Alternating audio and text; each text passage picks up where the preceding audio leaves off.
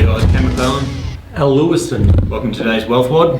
Welcome to Wealth WOD. Workout of the day. I want to talk to something about a topic which I'm really passionate about, and that is transitioning wealth.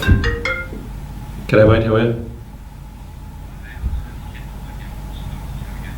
Good Ken, can I call you back in about 5 minutes? Thanks. Sorry guys, real estate agent, pretty important. Right. Probably a really important topic, which I think is one of the most important things in life for any parent, and that is transitioning knowledge first and then transitioning wealth. A lot of families do the wrong thing and they wait till the parents are on their deathbed and then they transition wealth. Kids have had no understanding about how that wealth was built, and therefore they lose a lot. I've probably got to the extent of being so serious about it, I wrote a book for my kids on it, so basically how to build a property portfolio. This book came about, guys. Cam and I were going to Hawaii a couple of years ago on a business trip. And there'd just been the tsunami in Japan and the nuclear reactor disaster, and I said to Cam about 6 months earlier, maybe longer, what happens if we're in Hawaii and basically no one knows where all our properties are, our bank accounts are, and all that stuff? And Cam, with a bit of nous, wrote a book for his kids, which is fantastic. Yeah.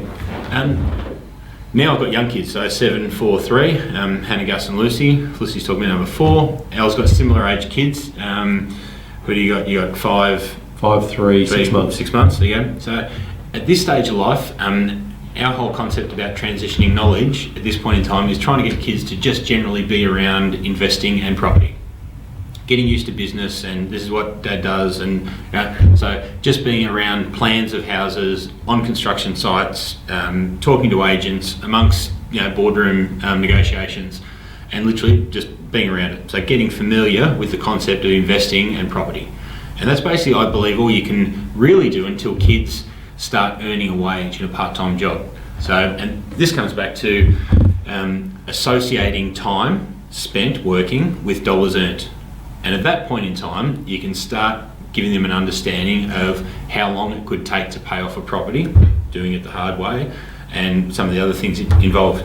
With Hannah, I've done an exercise recently. She loved those skill tester things. The claw things comes out, picks up the lolly. It cost me $2 a pop. And she spent about $8 or $10 on this skill tester and got a couple of lollies out of it. Really excited, literally addicted like a pokey addict. It was crazy. She's like desperate to get money out of anyone and go back there. So I said to her, right, I'll give you the $5 $2 coins. You can go and spend it on that. Let's see how long it takes. Right, she had a bit of fun, great, fantastic. I said, now take the same $5 $2 coins, and we went across to Safeway, our local Safeway, and I said, grab a shopping basket. And now, being a 7-year-old, she understands what basic numbers add up to. I said, go and put $10 worth of lollies in that shopping basket.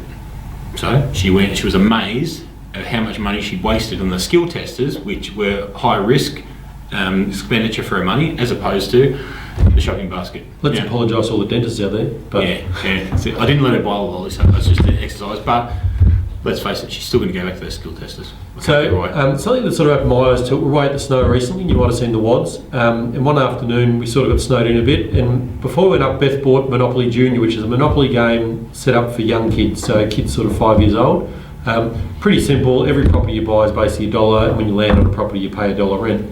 But all the properties are, instead of the standard ones, they're like cinema, bowling alley, lolly shop, that type of thing. So I was playing with Cam's son Gus and Tommy, my son, and just the concept of getting their mind around it was interesting to watch. They got so excited by, I've landed yours, I've got to pay you rent, you got to pay me rent. It was just getting that process, that ticking over them going, wow, okay, so you're paying rent because you're in someone's property. I thought it was really rewarding just to see that initial light bulb start to go off for them that will build later in life for them. Yeah. Once you got through the teen years, and I think all kids, and my kids will be angels, I'm sure, but you got to expect kids to blow off a bit of steam.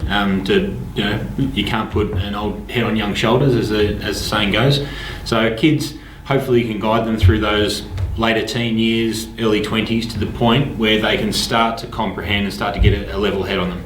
And at that point in time, I think it's really important to start transitioning the family values, and I think about transitioning those values as literally the same as holding a board meeting, a company board meeting. Now, Felicity won't agree with everything. With anything you say. Yeah, it's pretty awesome. With the regulated way, I want to transition this knowledge, but I think it's really important for the kids to understand it. So, as a collective, my plan is to sit the kids down and start making informed investment decisions as a family on how we're going to manage the family's wealth. And over a period of the next 10 years, so that is between us coming up with a risk-adverse strategy for investing and continuing to build the family's wealth, having some basic corporate governance on what we invest in, putting key people, so the kids involved in different acquisitions or different investigations or financial modelling. Decision-making criteria. During the whole time, I will have complete control of the family wealth. And at the point where I believe they can handle that and they're not going to go off and be ice addicts, then I'll basically hand the wealth over while I'm still around long enough to see them enjoy it. I don't want it forever. It doesn't do anything for me. The satisfaction will come is when they can handle the family's wealth and build it from there or do what they want with it. But that's vastly different, I believe, to the majority of people who get to the end of their life, and we've heard a number of cases of it, of mum and dad, or dad keels over at the end, and next thing you know that there's a huge fortune on the table, and the kids have had no understanding about building that wealth or no understanding of what the family held in wealth. Here's a specific one for you guys. There's a family of 4 children. The mother already died. The dad died. The dad used to drive a 30-year-old Ford Falcon. They got called to the lawyer's office. The lawyer said, "Now we need to talk about money, guys." And they're thinking, "Oh no, here comes the bills."